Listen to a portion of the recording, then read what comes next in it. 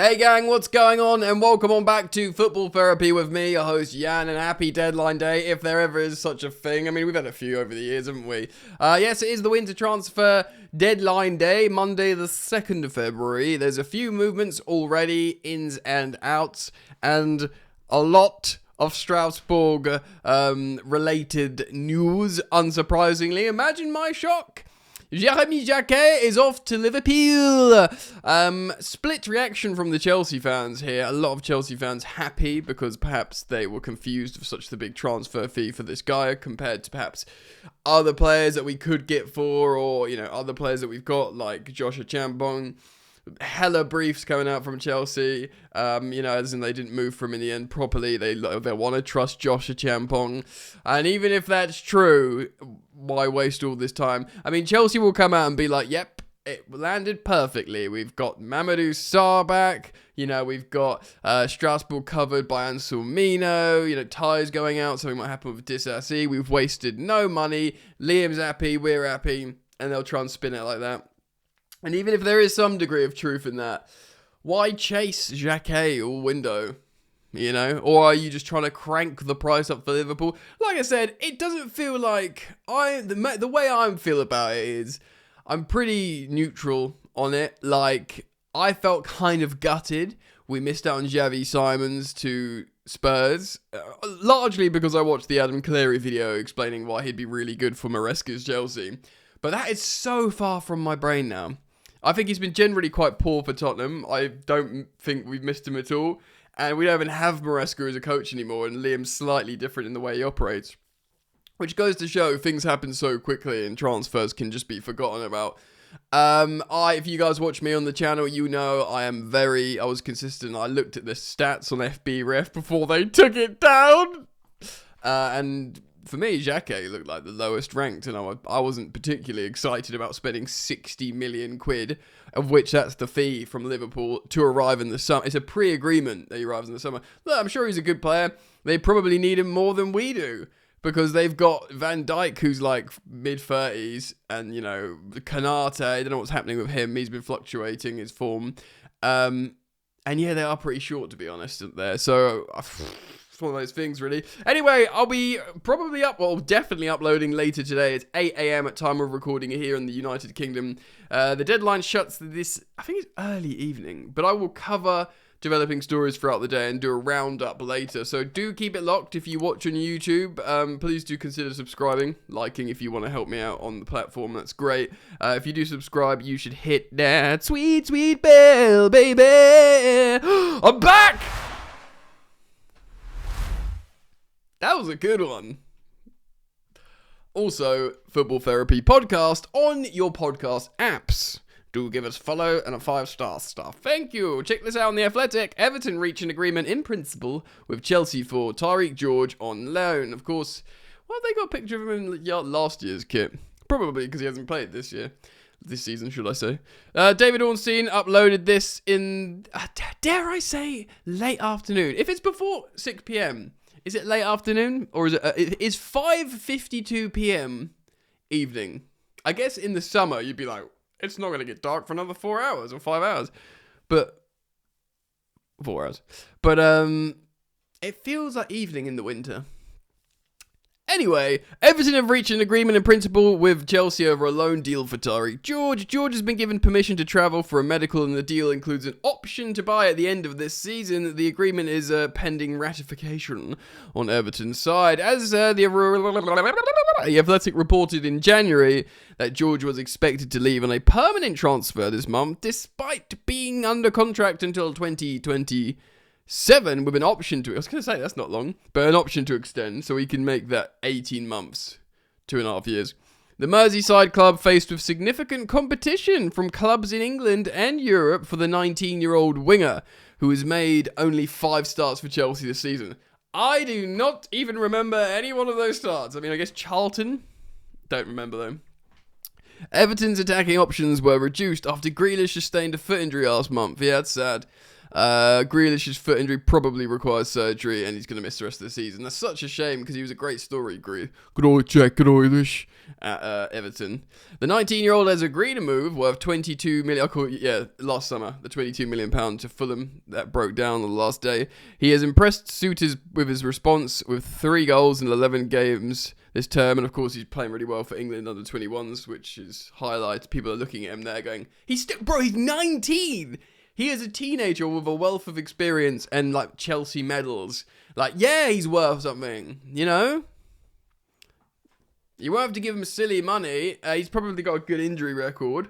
I get why people want Tyreek George. There's his backstory here. He's of Nigerian and Ghanaian descent, but has made 38 appearances in England's youth system.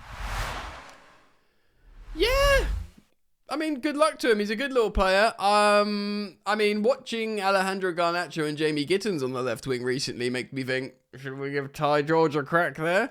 But, let him go. I hate to say the dirty, too cynical words, but pure profit. Ugh, spat on my mic. It was that disgusting. I spat. But yeah, if your club wants to run like a well-oiled business, I think a lot of Chelsea fans will accept the exit and the profit of Ty George and give it, with his blessing. I've always said, I've been pretty consistent on this, that Josh Achampong out of the twins, they call them, is the one you want to keep and develop. Josh is the talent. And, not that Ty isn't, but he's the one that Chelsea sort of level. And if you went 22 million quid, or whatever it is you end up making on Ty, it's a good old transfer. Lovely bit of business. I wish him all the best. Now, Axel Disasi. This is a little segment on today's deadline day. A few player profile headlines, segments. What am I saying? Axel Disasi is a topic of discussion on said article. Defender Axel Disasi joined Chelsea's first-team training ahead of their Champions League win over Paphos last Wednesday, exactly 1 year since he last appeared for the West London club, but that is not an indicator he's going to be reintegrated. The plan is still for Disasi to leave before the deadline on Monday night. I mean, alright.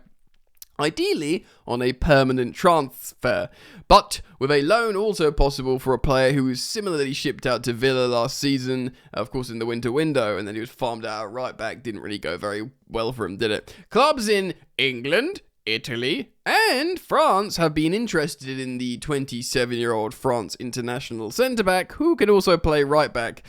Can he though? Including the Athletic reported, of course, on Friday, West Ham. God, just as you think your career's coming up, you're doing well, you get linked with West Ham. As the Athletic's Sebastian Stafford-Bloor reported in that update, sources briefed on the situation indicate that though nothing is imminent, West Ham head coach Nuno Espirito Santo is keen to add to the squad, who are currently third bottom of the Premier League and 6 points short of safety. That's wild. West Ham have already made 3 permanent signings this window, the most notable bringing in winger Adama Traore from Fulham. Yep, I'll tell you one person who's seen that he signed for Fulham, Joao Pedro. He woke the beast in Adama Traore the other day, but we won, and that was a lovely old job that game. So, fine. Alrighty, so, Jeremy Jacquet has gone to Liverpool. It's 55 plus 5 million, a 60 million pound, Great British pounds, more than euros, to go to Liverpool, and like I said, they probably need him more. It's a pre-agreement, so they're not signing him now. And the briefs have wriggled out of the woodwork, as you would assume. Right, let's go off to X. Mamadou Sarr, imagine my shot, gang. Breaking, Chelsea set to recall Mamadou Sarr from Strasbourg. Here we go. Decision made as Chelsea believes Sarr is a top talent at centre-back for the long term. He's a key part of the project and his return is imminent. Formal steps to follow with Chelsea Football Club on deadline day. Of course, this is something I've been speaking about the last couple of days. He look, it's tough, isn't it? Because Rosinia really, really likes Mamadou Sarr. He will be delighted to have him back at Chelsea. And he is highly rated. He's just won AFCON. Loads of Chelsea fans were saying on social media, why are we going to spend £60 million on Jacquet? We've just got Sarr, who looks in form, just won AFCON. He's a great young player. What are we doing? We're a mental club. And those same people will be delighted that we haven't signed Jacquet and then we've brought in Sarr. I've been pretty neutral on it. I cover Chelsea as a job, and obviously there's a lot of transfers. And sometimes, unless it's like a particular player I really like, I feel quite like, like I was really excited when we signed Wesley. I was really excited when we signed a Lap. I thought he was a good signing. Obviously Caicedo, Enzo, them man. I do get excited, and I will get excited about certain attacking players. João Pedro, I was kind of buzzed on. I was chatting to Nini on the phone. He was super gassed when we signed João Pedro. I didn't see the player coming that he saw, but I used to say, like, when we were being linked to Evan Ferguson, why don't we just go for João Pedro? So he was an exciting signing. But, like, these kind of, like, young, up-and-coming potential, not even attackers, defenders, it's a bit like, whatever. And like Mamadou Sarr, he did a bit of a bad moment in the game against PSG yesterday. Maybe his head's elsewhere. I don't know, man. He's a great young player. If Liam genuinely wants him, Rosinia, the Chelsea head coach, not manager, head coach, the way he's speaking in press conferences, that he will ever say, they will listen to what he wants. He will give, he won't just be forced players upon him. Maybe he said, look, I really like Mamadou. Bring him back. Just, bun this guy, Jeremy Jacquet. We don't need him. It's for that money. What's the point? We need someone now as well. And it did seem Ron was very firm on that pre-agreement or nothing, and our money or nothing. Liverpool pay it. Chelsea don't pay it. It's kind of like fine. Is it? Like, if you think about the plethora of young, talented defenders, including the likes of Ansel Mino as well, who's now gone to Strasbourg, the amount of business we've done with Strasbourg, it's almost like we own them. I'm kind of fine with it. Let me know your thoughts on Jacquet's at Liverpool, Mamadou Sarr's recall, and let's move on. Guys, I'm going to shock you with this next one. Be prepared. Be prepared. Are you sitting down? Are you sitting down? Right. If you're ready, I will show you. David Datro Fofana to RC Strasbourg. Here we go. Hold on. Here we go. I still think that's probably quite offensive. Deal done with documents approved. Right. Frickin' heck, man. Despite interest from another French club and Mallorca, David Datro Fofana leaves Chelsea on loan to join Strasbourg immediately to help cover in Omega's absence for the next weeks. This is the most, we have a problem, what do we do? I will just send him to Strasbourg. And of course, the information will be fed to Fabrizio Romano. There's other clubs that wanted him. Just Strasbourg won. Strasbourg somehow, despite interest from multiple multiple medium-profiled European clubs, despite all the interest, Strasbourg somehow got him. Good for them, Good on him. It's no, it's not just us needing a solution and just throwing him over there. No. We need cover for Omega. David Datro Fofana is the perfect solution. We had him here all along. The perfect solution. I'm being a little bit of a knob, but it is funny, isn't it? Look, again, Panicelli playing. He missed a penalty yesterday against PSG. I watched a bit of that game, not all of it, but yeah, such a nearly moment for Strasbourg against PSG. Diego Moreira, by the way, he is different gravy granules. I know him and Barco, whenever I've watched Strasbourg, they've been really, really impressive. You'd probably want me to say Sarr and Omega. the ones that are Chelsea players. But no, the one that was a Brighton player and the one that used to be a Chelsea player. No, there's loads of great talent over there, like being fair. But yeah, Diego Moreira is dynamite, bro. We got him on a free and we sold him to Strasbourg for 1.2 million. 1.2 million, the way that guy's performing over there. Like, understandably, I keep saying it, I'd understand totally why Strasbourg fans would hate this setup. But, you know, they'll look at Moreira's performances wearing the number 7 and be like, 1.2 million? Obviously, Chelsea could do that because they own both clubs. But yeah, they'll probably look at Moreira and you know, be so annoyed that we're pulling out Sarr and you know, Omega, but they'll look at Moreira and be like, wow, he is pretty sick. And you know, they did bring Barco in and he's really good, and there were some really exciting players there. But David Datro Fofana, the Ivorian Drogba regen who was playing out in, was it Turkey? I don't even know. Hope he does well for them. Like I said, I do genuinely wish the best for Strasbourg fans.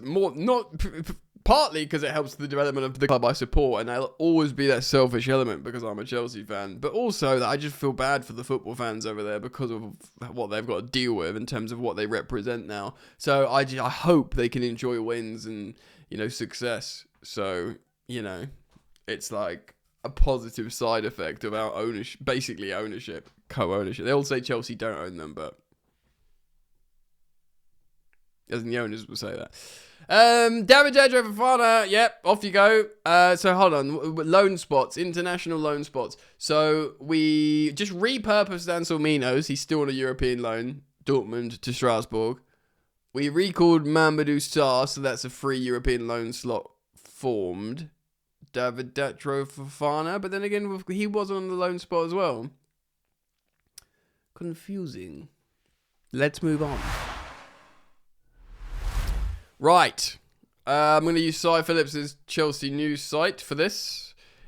It is a Romano Chelsea turned down big money offer for first team player this window by Simon Phillips.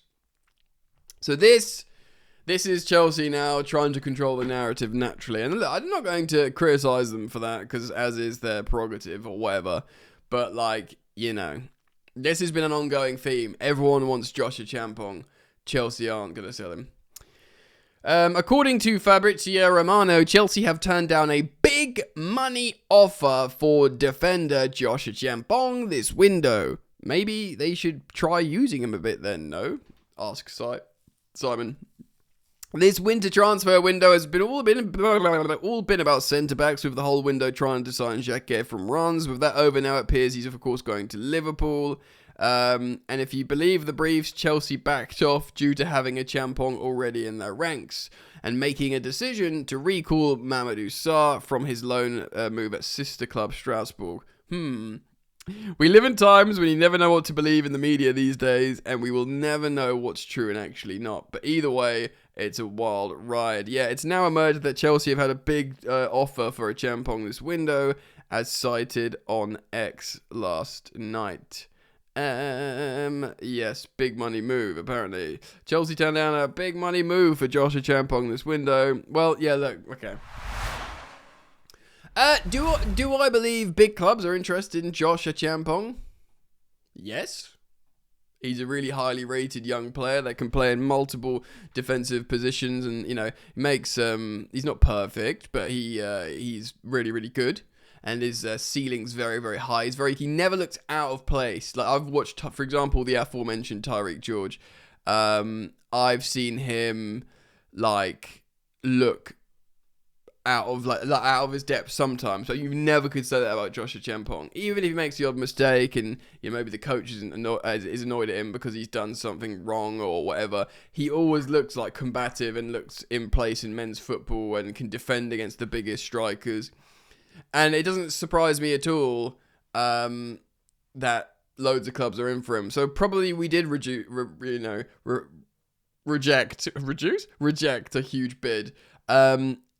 And the thing is, a lot of this stuff's probably true. It's just you say it, you use information at certain times, say it to control the narrative. Yeah, you're like, okay, so we look like knobs here, or because we've sort of wanted this player and then pull out. Let's just tell them about how we wanted the Champong. It's that, it's not, it's last sort of thing. It's not necessarily like it's not true, but it's we're deciding to say this now to save face. Do you know what I mean?